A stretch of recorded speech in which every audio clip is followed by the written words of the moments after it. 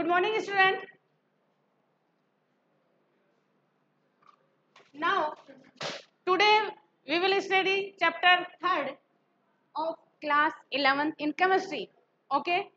तो इसमें हम देख रहे हैं कि periodic table. First of all तो आपको पीरियोडिक टेबल समझने के लिए पता होना चाहिए कि एलिमेंट्स का नॉलेज होना जरूरी है. अगर आप एलिमेंट के बारे में ही नहीं जानते तो पीरियोडिक टेबल कंफर्म नहीं कर सकते. फिर देन अपना जो ये चैप्टर है according to exam very very important. और आप वैसे देखें ऑर्गेनिक चाहे आपकी फिजिकल हो, इनऑर्गेनिक हो या ऑर्गेनिक हो, जब तक आपको पीरियोडिक टेबल का नॉलेज नहीं है तो आप आगे ग्रोथ नहीं कर सकते. तो ये जो चैप्टर है आपका मतलब ये कह दें कि पूरी केमिस्ट्री का बेसिक है. तो इसलिए इस चैप्टर को आपको समझना बहुत नेसेसरी है और इसमें से एग्जाम में क्वेश्चन भी पुटअप होंगे. तो आप जरा इस पे ध्यान रखें कि इस टेबल को, इस चैप्टर को समझना बहुत नेसेसरी है. तो देखते हैं अपन स्टेप वाइज स्टेप, बने रहिए जरा आपने इस टॉपिक पे. ठीक है. केमिस्ट्री में एलिमेंट्स को जब हमें पीरियोडिक टेबल की नीड क्यों हुई, तो नीड इसलिए हुई कि केमिस्ट्री में एलिमेंट्स बहुत सारे हैं. मतलब अभी रिसेंटली 120 के अराउंड अपने एलिमेंट्स हैं और इन एलिमेंट्स को हम एक साथ मतलब सेपरेटली हम स्टडी नहीं कर सकते इनकी. इसलिए हमें पीरियोडिक टेबल की नीड हुई कि पीरियोडिक टेबल में हम एलिमेंट्स को according to atomic number set करें, अरेंज करें तो उनको लर्न करना इजीली हो. उनका एटॉमिक नंबर, उनमें कितना क्या इलेक्ट्रॉनिक कॉन्फ़िगरेशन है और कितना उसका एटॉमिक मास है. इसलिए पीरियोडिक टेबल की हमें नीड होती है. क्लियर. देन उसमें क्या है कि हमने पीरियोडिक टेबल भी बेटा दो साइंटिस्ट थे, एक थे मेंडलीफ और एक थे हेनरी मोजले. तो फर्स्ट ऑफ ऑल जो टेबल थी वो मेंडलीफ ने दी थी. मेंडलीफ ने क्या किया कि पीरियोडिक टेबल को अपने जो कॉलम्स थे, पीरियोडिक टेबल में जब कॉलम होते हैं आपको पता होना चाहिए कि हम लेफ्ट टू राइट मूव करें तो दैट इज रो. और मतलब रो में क्या है, पीरियड. क्या है बेटा, पीरियड. और अप टू डाउन ग्रोथ करें, अप टू डाउन मूव करें दैट इज कॉलम. तो आप लेफ्ट टू राइट मूव कर रहे हैं दैट इज पीरियड और अप टू डाउन मूव करें तो दैट इज कॉलम. ठीक है. मेंडलीव ने इन्होंने बोला कि पीरियोडिक टेबल में 9 पीरियड बताए इन्होंने. ने बेटा 9 पीरियड बताए और इन्होंने कॉलम बताए. सॉरी, मेंडलीव ने कॉलम बताए 9 और पीरियड बताए 7. ठीक है. ये याद रखें कि मेंडलीव ने कॉलम बताए 9 और पीरियड बताए 7. क्लियर है. आगे जाके ये वाली टेबल सक्सेस नहीं हो पाती है क्योंकि जैसे जैसे एलिमेंट इंक्रीज होते हैं टेबल इंक्रीज होती चली जाती है. तो इस वजह से मेंडलीव की जो टेबल है वो सक्सेस नहीं होती है और उसके बाद हमें क्या पड़ती है, किसकी जरूरत पड़ती है, मॉडर्न पीरियोडिक टेबल. और मॉडर्न पीरियोडिक टेबल आपको बताई थी हेनरी मोजले और नील्स बोर ने. ठीक है. इसमें नील्स बोर का इतना इंपॉर्टेंस नहीं है, आपका जो मेन कैरेक्टर आ जाता है हेनरी मोजले का. क्लियर है.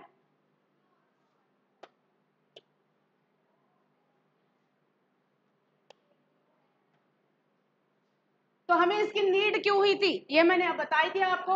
इसमें इसका क्लासिफिकेशन भी हम देख लेते हैं कि भाई क्लासिफिकेशन कैसे कैसे हुआ. इसमें S block, P block, D block and F block. और आपको भी पता है कि ये सारे के सारे ब्लॉक कहाँ है. S block left hand side में होगा, पी ब्लॉक राइट साइड में होगा और डी ब्लॉक मिड में और एफ ब्लॉक टेबल के आउट में. जब टेबल में बीच में स्पेस नहीं था, साइड में स्पेस नहीं था, तब आपको एफ ब्लॉक को हमने नीचे रख दिया टेबल के. और जिसमें 2 सीरीज थी, कौन कौन सी बेटा, लैंथेनाइड एंड एक्टिनाइड.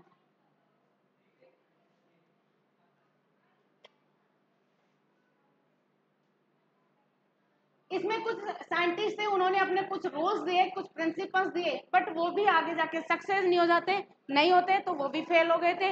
इनमें पहला एक रूल था कि पीरियोडिक टेबल में डोबेनाइट-राइट्स का रूल. इसमें क्या क्या बोला इन्होंने कि आपके पास 3 एलिमेंट होंगे. क्या होंगे बेटा? 3 एलिमेंट्स होंगे, just like lithium, sodium and then potassium. Clear है? लिथियम का एटॉमिक मास है, एटॉमिक वेट है 7, मास कहूं वेट कहूं दैट इज सेम। सोडियम का एटॉमिक वेट है 23 और पोटेशियम का है 39। एटॉमिक नंबर आपको पता ही है कि लिथियम कितने नंबर पे, hydrogen helium lithium 3rd number पे, सोडियम कितना बेटा 11 नंबर पे, और आपका इसका एटॉमिक नंबर पोटेशियम का है 19। तो डोबेनार ने बोला कि फर्स्ट एंड सेकंड जो एलिमेंट, थर्ड जो एलिमेंट है, फर्स्ट कौन सा है? लिथियम, और थर्ड कौन सा बेटा? पोटेशियम। इन दोनों का जब हम मीन निकालें, एवरेज निकालें, तो एवरेज निकालने के बाद हमारे पास जो नंबर है, जो डिजिट है, वही जो मिडल वाला एलिमेंट है उसका एटॉमिक मास होगा। क्लियर है बात? जैसे लिथियम का 7 है और पोटेशियम का कितना है बेटा? 39। तो एवरेज फाइंड करें तो 2 से डिवाइड करें, तो टोटल करके आप इसको 2 से डिवाइड करेंगे तो आपके पास आएगा 23। और यू नो दैट कि सोडियम का एटॉमिक मास 23 है। क्लियर है? तो डोबेनाइट ट्राइड्स रूल नेम से ही पता चल रहा है कि 3 एलिमेंट में 2 एलिमेंट, फर्स्ट और थर्ड एलिमेंट का एवरेज हम फाइंड करें तो वही मिडल जो एलिमेंट है उसका एटॉमिक मास होगा। क्लियर? नेक्स्ट देखें, calcium, strontium and then barium. Calcium, strontium and then barium. Calcium का 40, स्ट्रोंशियम का 88 और बेरियम का 137। जब आप कैल्शियम और बेरियम के एटॉमिक वेट को टोटल करें, 2 से डिवाइड करें एवरेज मीन, तो आपके पास आएगा 88.5 और वो है स्ट्रोंशियम का एटॉमिक वेट, दैट इज 88। मतलब पॉइंट के बाद कितने डिजिट है उससे फर्क नहीं पड़ रहा है, तो क्या कह दिया? 88। Clear that? नेक्स्ट वाला क्लोरीन है, ब्रोमीन है and then iodine. You know that is halogen, that is halogen. Column number 17। Column number कौन सा बेटा? 17।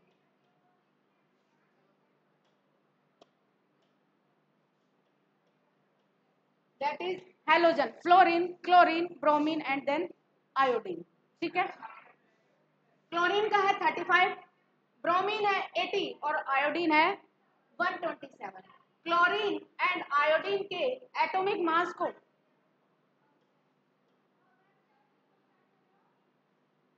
एटॉमिक मास का एवरेज कितना आएगा? 35.5 प्लस 127 अपॉन 2, तो कितना हो जाएगा? 81। तो किसका एटॉमिक वेट है ये? ब्रोमीन का। क्लियर? नेक्स्ट देखते हैं। तो ये था डोबेनाइट ट्राइड्स रूल। इन्होंने, इनमें नेम में ही पता चला कि वो 3 एलिमेंट्स की बात करता है, मिडल वाले एलिमेंट का एवरेज फाइंड करने के लिए।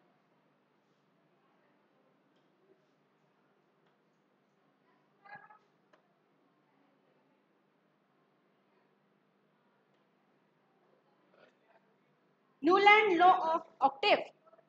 न्यूलैंड ने अपना एक रूल रखा कि इनका मीन ये था कि according to Newland first element and 8 element की जो प्रॉपर्टीज हैं वो सेम होगी।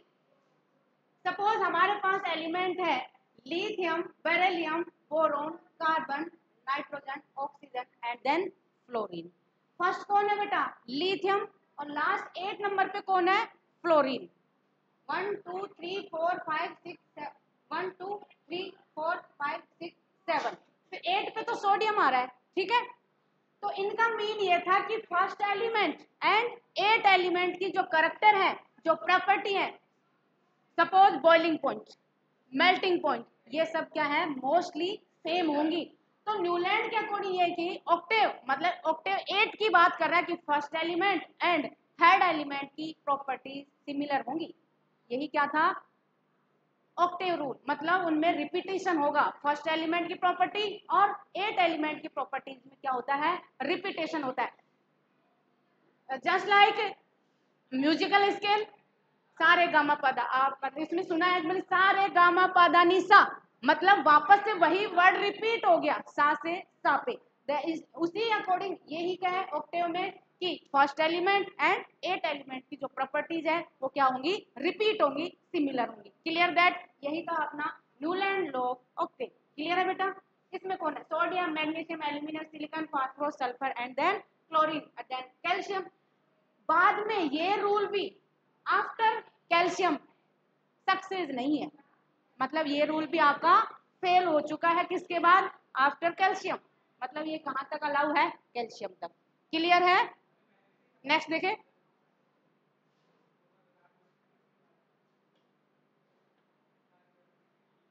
अब है नेक्स्ट रूल आपका Lothar Meyer curve. Lothar Meyer curve, इन्होंने बताया according to Lothar Meyer curve कि आपकी जो फर्स्ट कॉलम में एलिमेंट है, मैंने आपको पढ़ा रखा है कि फर्स्ट कॉलम में कौन है बेटा, एस ब्लॉक में है, सेकंड कॉलम भी एस ब्लॉक में है, और ये कौन सी मेटल है, एल्कलाई मेटल। और सेकंड कॉलम एस ब्लॉक के सेकंड कॉलम में है एल्कलाई अर्थ मेटल। ओके, और आपके 17 कॉलम में आ जाती है कौन सी, हेलोजन। 17 कॉलम में क्या है, हेलोजन। एंड देन आपका जो मिड में ब्लॉक है वो है D block, that is transition element. Transition element F block में कौन है, इनर ट्रांजिशन एलिमेंट। तो यहाँ पर लोथर मेयर ने ये जो एलिमेंट्स हैं, मेटल्स हैं, इनको कर्व शेप में बताया था, ग्राफ फॉर्म में बताया हुआ इन्होंने कि आपकी वो फर्स्ट कॉलम में एस ब्लॉक में first column and then second column जिसमें आपकी एल्किलाइल मेटल, एल्किलाइल अर्थ मेटल, और 17 में कौन है, हेलोजन है, और डी ब्लॉक में आपकी कौन सी है, ट्रांजिशन मेटल। इनको क्या किया इन्होंने, ग्राफ में कर्व में शेप एडजस्ट किया है। तो देखिए जरा इस ग्राफ में समझने की कोशिश कीजिए आप।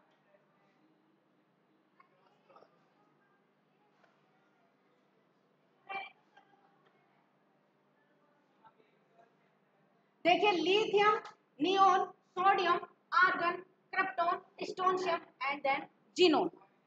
तो क्या मैंने आपको कॉलम फर्स्ट में एस ब्लॉक में ट्रिक बता रखी है, क्या थी, हेलिना की रब से फरियाद, हेलिना की रब से फरियाद।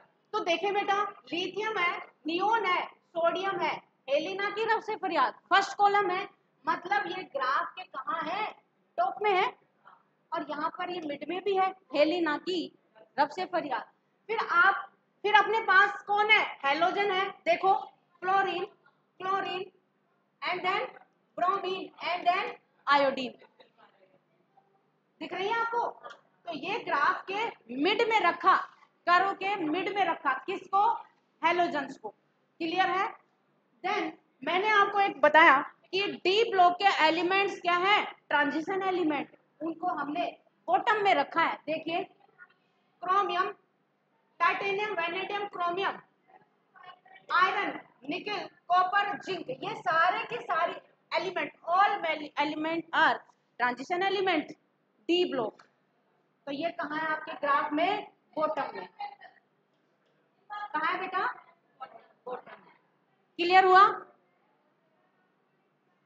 और फिर आपके पास आ जाती है ये क्रिप्टोन, स्ट्रोंशियम, जिनोन। जिनोन तो क्या है, 18 कॉलम का है, जीरो कॉलम, जिसमें आपकी सारी की सारी क्या है, गैसेज फॉर्म में है। ठीक है भाई, बेरियम हो गया, लिथियम हो गया, ठीक है, टुलेरियम हो गया, इंडियम स्टफ। इस तरह से मोटा मोटा हम जनरली हम देखें कि हमारी alkali metal, alkali earth metal and then halogen और ट्रांजिशन एलिमेंट, जिनको हमने कर्व में, टॉप में, मिड में और बॉटम में सेट किया है अकॉर्डिंग टू किसके according, Lothar Meyer curve. That is clear. देखिए आगे,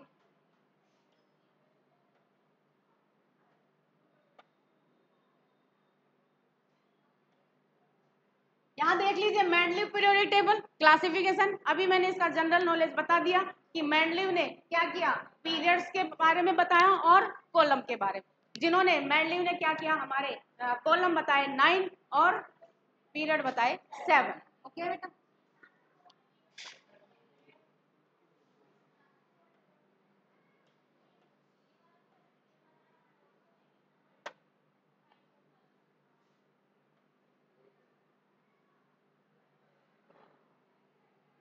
आगे जाके मैडलिव की टेबल भी सक्सेस नहीं हो पाती है, बट इन्होंने बोला कि मैडलिव प्रिडिक्शन ऑफ एका एल्यूमिनियम, इन्होंने क्या बोला कि कुछ एलिमेंट्स को एका एल्यूमिनियम बोला, एका नाम से पहले क्या प्रीफिक्स यूज किया है, एका। जैसे हमारे पास कौन है, और इसमें atomic weight, density, melting point, ये सब इनके मोस्टली राइट थे। क्या थे, राइट थे। जैसे एका एल्यूमिनियम, इसमें 68, जो गैलियम के लिए कितना है बेटा 70, और सिलिकॉन, एका सिलिकॉन, इसमें है इसका मेल्टिंग एटॉमिक वेट कितना है 72, और जर्मेनियम के लिए है 72। मीन्स इनका मीन ये था कि एका एलिमेंट जो भी थे उनके लिए इन्होंने melting point, atomic weight, boiling point जो भी फाइंड किए वो सारे के सारे एग्जैक्ट थे, राइट थे। ठीक है,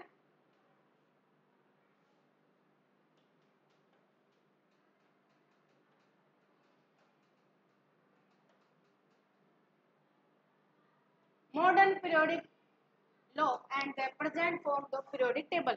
अब किसने दी थी मॉडर्न पीरियोडिक टेबल, जो हेनरी मोजले एंड नील्स बोर ने डिस्कवर की थी, और जिसमें मेन रोल किसका था आपका, हेनरी मोजले का। Clear that. तो इसमें आपको जनरली कॉलम्स के बारे में पता होना चाहिए, पीरियड्स के बारे में पता होना चाहिए, और इलेक्ट्रॉनिक कॉन्फ़िगरेशन पता होना चाहिए कि किस एलिमेंट के लास्ट ऑर्बिटल में कितने इलेक्ट्रॉन हैं। That is very very important, ये आपको आनी ही चाहिए। अगर आपको अपना केमिस्ट्री स्ट्रॉन्ग करना है तो पीरियोडिक टेबल के बिना ना इनऑर्गेनिक हो सकती और ना ऑर्गेनिक हो सकती। क्लियर है बेटा। तो देखिए जरा,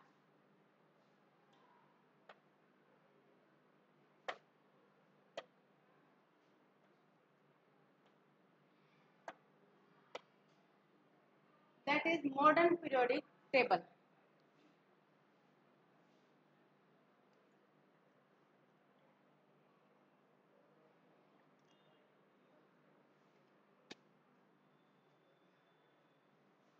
रिप्रेजेंटेटिव एलिमेंट्स, ग्रुप नंबर, मतलब ब्लॉक कौन सा है ये, एस ब्लॉक, एस ब्लॉक।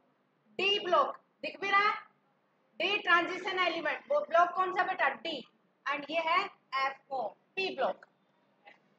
तो ध्यान रखिए, लेफ्ट हैंड साइड में S block, right hand side में पी ब्लॉक, मिड में डी ब्लॉक, और आपका जो नीचे है आपका वो कौन सा है, एफ ब्लॉक, जो टेबल के आउट में है। ओके, तो एस ब्लॉक में 2 कॉलम। अब इसको लर्न करने की ट्रिक कैसे पता होनी चाहिए उस पर ध्यान दें कि एस ब्लॉक में पहले कॉलम में 1 and 2,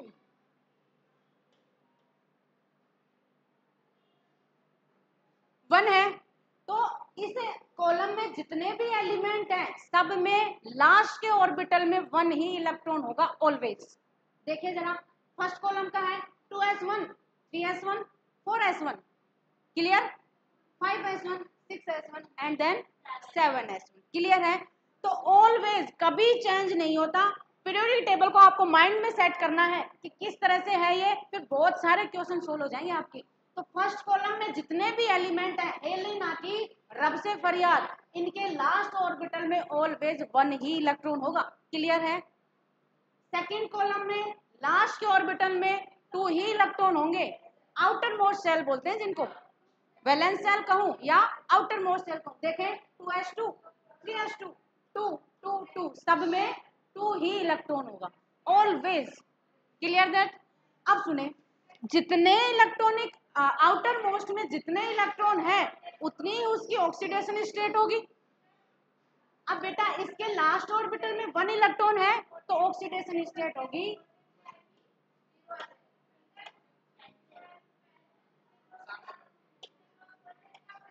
ऑक्सीडेशन स्टेट होगी ऑलवेज +1। इसकी ऑक्सीडेशन स्टेट होगी ऑलवेज +2। अब 2 चीज चलती हैं आपके पीरियोडिक में, oxidation state and valency. Oxidation state पे ऑलवेज प्लस माइनस दिखेगा आपको। क्या दिखेगा बेटा, प्लस माइनस। और वैलेंसी जो है वो सिंपल फॉर्म में होगी। जैसे फर्स्ट कॉलम की वैलेंसी होगी 1, सेकेंड कॉलम की वैलेंसी होगी 2, बट मैं कहूं कि oxidation, what is oxidation state of column 1, तो +1, और सेकेंड वाले की होगी +2। क्लियर है। अब हम आ जाते हैं पी ब्लॉक में, ये क्लियर है। जितने इलेक्ट्रॉन वही उसकी वैलेंसी, वही उसकी ऑक्सीडेशन स्टेट। Clear that. अब आप आ जाइए पी ब्लॉक में। पी ब्लॉक आपका 13 टू 80 में 18 तक मूव करता है। 13 टू 18, 18 में सारी के सारे एलिमेंट क्या है बेटा? गैसेज है भाई। जिनोन है, क्रिप्टोन है, नियोन है, आर्गन है और रेडोन है। क्लियर है। सारी की ऑलवेज ऑल कंप्लीट क्या है? ये गैसेज है। ठीक है, ऑल आर गैसेज। तो आपको ध्यान रखना है कि जो 18 जो कॉलम है आपका वो जीरो ग्रुप है। कौन सा बेटा? Zero. Noble gases, inert gases. Okay, तो ये इनके डिफरेंट डिफरेंट नेम है जो आपको पता होना चाहिए। जीरो ग्रुप कहूं, नोबल गैसेज कहूं, ठीक है, या फिर इनर्ट गैसेज कहूं, बात एक ही है। क्लियर है। तो इनकी जो वैलेंसी है, अब सुने, इसकी 1 थी, इसकी 2, 13 की 3।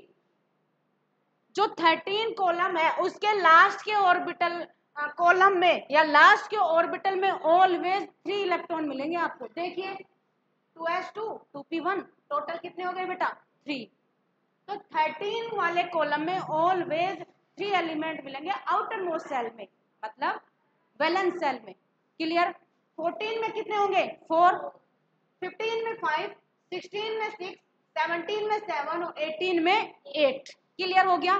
अब हम वैलेंसी देखें। 13 वाले की वैलेंसी होगी 3। जितने आउटर मोस्ट शेल में इलेक्ट्रॉन है वही उसकी वैलेंसी। तो 13 में लास्ट ऑर्बिटल में इलेक्ट्रॉन है 3, तो वैलेंसी 3। 14 में 4, 5, 6, 7 एंड देन 8। ये है वैलेंसी। अब मैं कहूं oxidation state. What is oxidation state? तो oxidation state always plus minus में फाइंड होती है। तो अब क्या करेंगे, एक बात आपको ध्यान रखनी है, that is very very important, क्योंकि अगर उसमें आप कंफ्यूज हो गए तो आपका क्वेश्चन रॉन्ग हो सकता है। तो आपको क्या करना है कि ऑक्सीडेशन स्टेट एक बार इंक्रीज होगी तो बेटा ये वैलेंसी ऑक्सीडेशन स्टेट भी तो है। तो 3, 4, 5, 6, 7, 8 ये तो वैलेंसी है, तो ऑक्सीडेशन स्टेट भी एक बार इंक्रीज हो गई। जो इंक्रीज ऑक्सीडेशन स्टेट है वो हमारे यूज में बहुत कम आती है, मतलब ये सोचो कि 1% ही यूज होती है, 99% हमारे यूज में होती है ऑक्सीडेशन स्टेट। Clear that. फिर यहां से क्या होता है कि 14 के बाद आफ्टर 14 कॉलम आपकी ऑक्सीडेशन स्टेट है वो डिक्रीज होती चली जाती है, माइनस में चली हो जाती। तो यहाँ पर 4 है तो यहाँ पर क्या -3 नहीं हो जाएगा? -3, -2,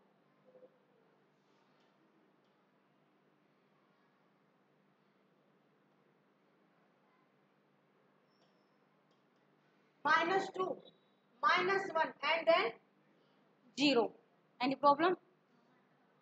carbon after carbon oxidation state decrease होगी। 4, -3, -2, -1 and then 0। You know that chlorine के लास्ट ऑर्बिटल में 7 इलेक्ट्रॉन होंगे। देखिए जरा 2s2 2p5 7 इलेक्ट्रॉन है। तो क्लोरीन अपना ऑक्टेट कंप्लीट करने के लिए 1 इलेक्ट्रॉन गेन करेगा।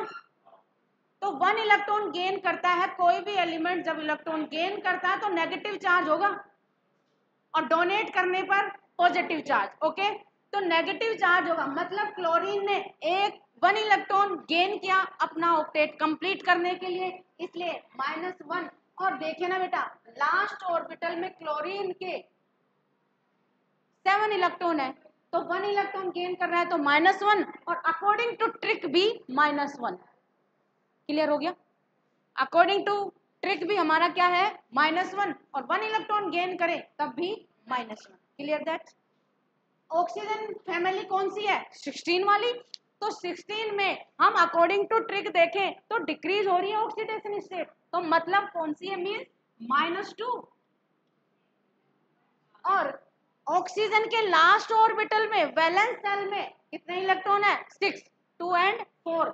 ऑक्टेट कंप्लीट करने के लिए कितने इलेक्ट्रॉन गेन करने होंगे? 2 इलेक्ट्रॉन। तो 2 इलेक्ट्रॉन गेन करने से -2। क्लियर। तो आपको दोनों इसके जो दोनों टाइप है कि एक तो अकॉर्डिंग टू ट्रिक और एक एक्सप्लेन भी हमने कर दिया कि एक बार डिक्रीज होती है देन गेन करते हैं तब नेगेटिव और डोनेट करते हैं जब पॉजिटिव। क्लियर है यहाँ तक? इसी टाइप से आपके 13 to 18 कॉलम है, उनका लास्ट के ऑर्बिटल के इलेक्ट्रॉन पता होने चाहिए, वही आपकी ऑक्सीडेशन स्टेट फाइंड हो जाएगी, वही आपकी वैलेंसी फाइंड हो जाएगी। तो आज हमने क्या क्या देख लिया, S block and P block, ठीक है। आप इसको रिपीट करना, रिवाइज करना। नेक्स्ट टॉपिक हम इसी का डी एंड एफ पढ़ेंगे नेक्स्ट कल वाली क्लास में। ओके।